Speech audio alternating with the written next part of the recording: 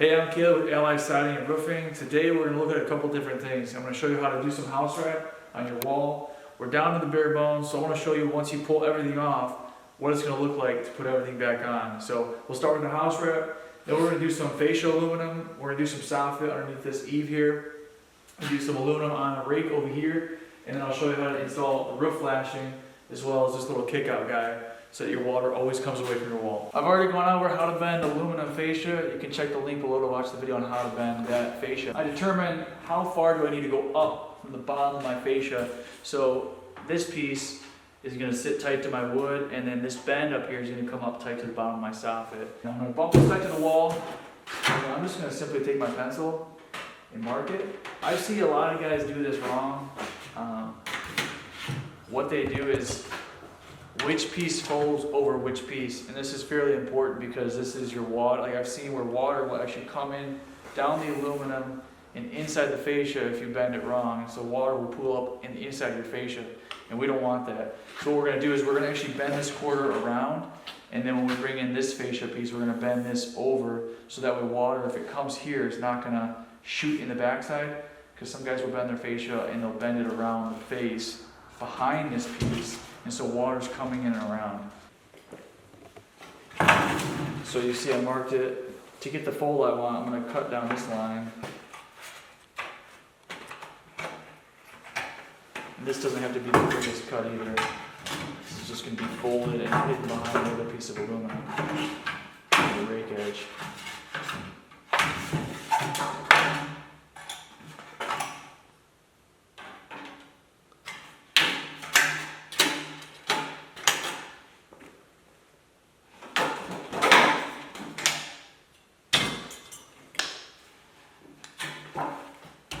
Once again, one thing I do have to do is I have to cut this tab because this piece of aluminum has to go up underneath, and this is going to obstruct that. So I'm going to cut this back. I'm just going to guesstimate roughly about an inch. And then I'll use my square to get a nice straight bend. You can use your square or an aluminum brake. The square is the most handy thing. It's right in your pouch. Easy to carry around. So there you go.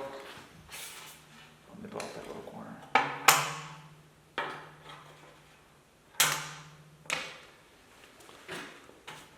So here we go. Now one thing I'll do, I'll probably cut some of this because it doesn't need to hang so long. Maybe an inch or two is all you need. 3 inches. Not the exact measurement, but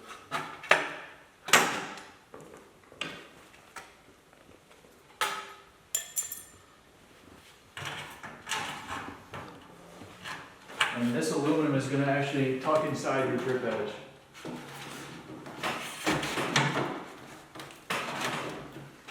Go right inside that drip. Nice and tight.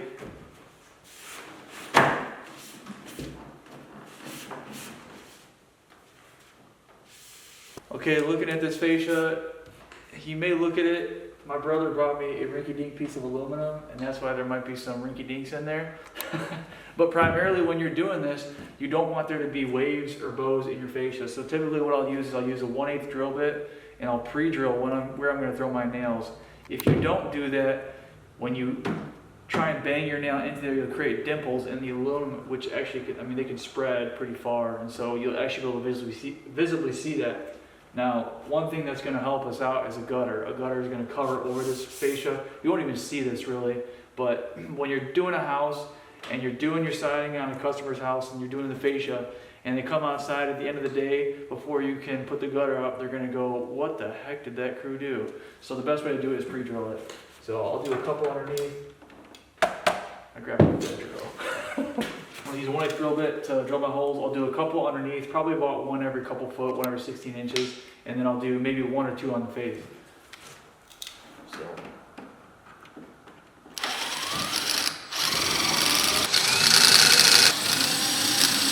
So when you're doing this, you also don't want to nail it super tight. You just want to get it snug.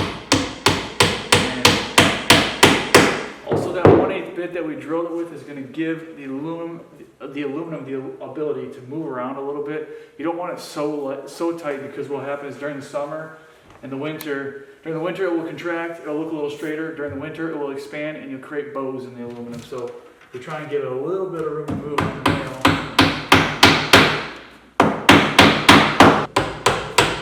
I mean, that's really good. It's really tight underneath that drip edge. I don't even need to throw anything on the face, but I'm going to do one over here, and because this one's going to be behind the other aluminum, I'm not going to actually pre-drill this one. Okay, when I built this mock-up, I left this piece of fascia a little long just so I could show you exactly what I'm going to do. When you're bending aluminum, it's incredibly hard to get these tight little bends all in and around here. You can do it, but you'll spend a lot of extra time. So what I'll do is, on an older house, I would just cut this flush with the back side of my soffit. So it's about 1 inch approximately. I could do this with a saw, but I'm actually just going to use a beautiful Milwaukee multi-tool.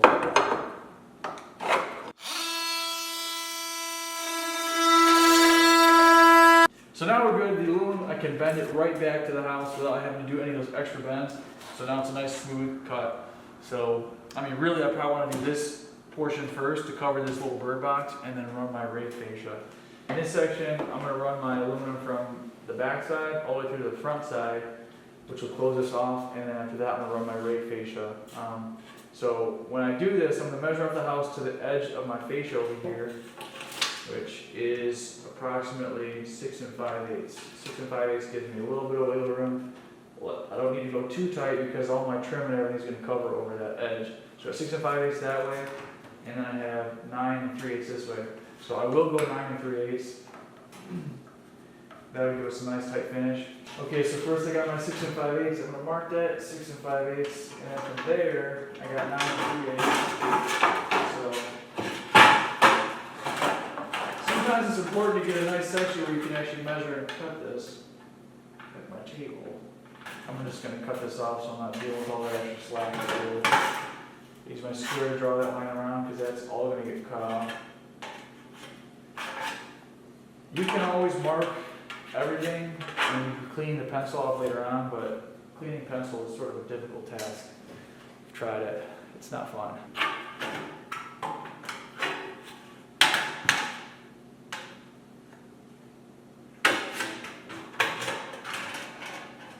So my 6 5/8 mark, that's where I'm going to bend it, and so I'm going to mark this as well.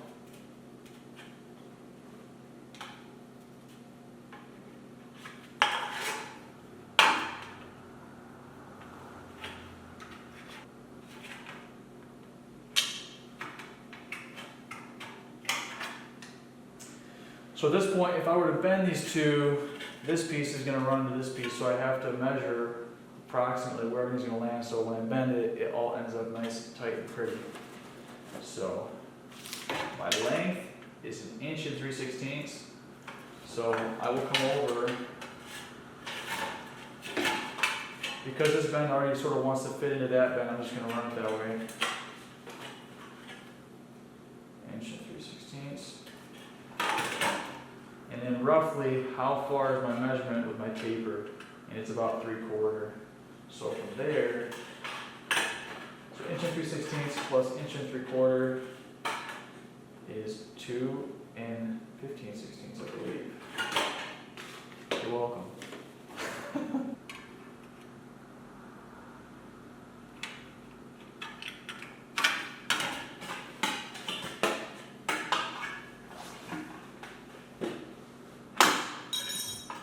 And then I'm going to cut a little bit of a decorative edge.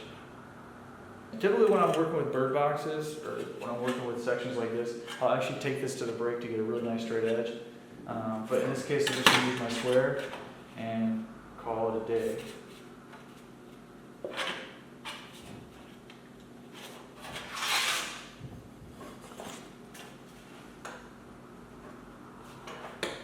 So if you notice, that bend comes together nicely.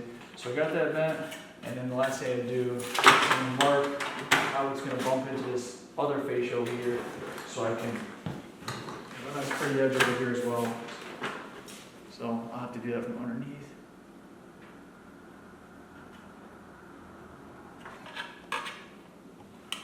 So that would be my finish edge, and just to pretty it up, I'm going to cut a little angle on a little 45.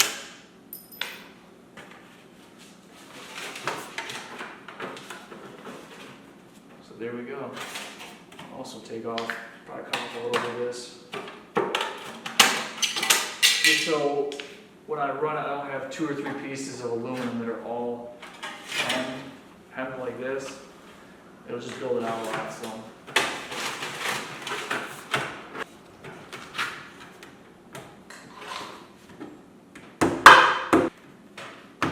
Most of this is actually not going to be visible. It's really just the back side and this portion that's going to be visible. So I can hide that nail with the next piece of aluminum.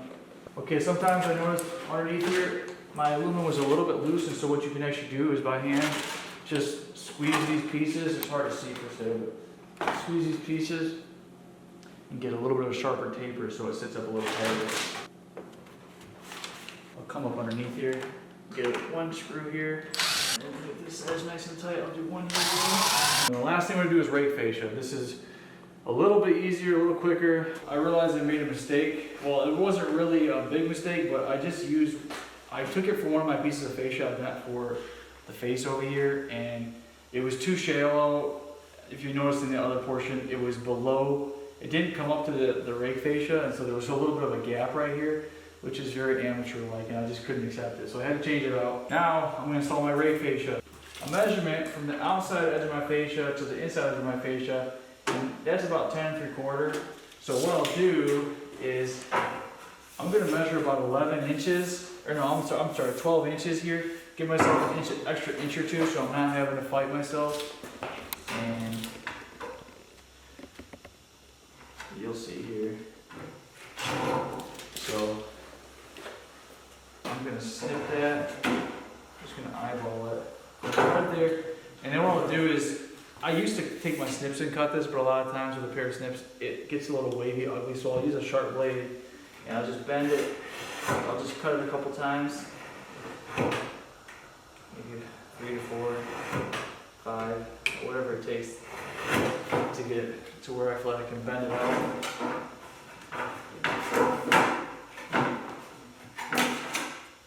So if you notice, it's a nice straight edge. And then, so I'm going to tuck this up into here. So I'm going to run this portion down up into here to the back side. The technical term, as far as I know for this, is called a Dutchman. That's what we've always called it in the trades. At least that's what my crew calls it. Called the Dutchman, because I've never heard anybody have a distinguished name for it. And a Dutchman just simplifies it. So the back side of the fascia here, going up to the gable, we call that the Dutchman. I just clip this on an angle so I can bring this nice and tight. That way it's nice and tight on the back side, which you'll see in a second here. So I've set that up over the drip edge. That's going to give me the opportunity to mark out the front and the bottom of where I want to cut this. And you can see I marked that edge so I can cut that. And then hopefully once I cut that, it'll be exactly where I need to be. And if not, I can make some minor adjustments after the fact.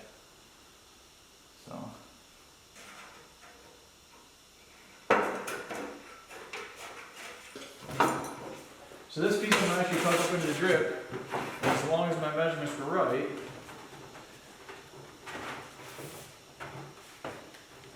that's going to end up really nice and pretty.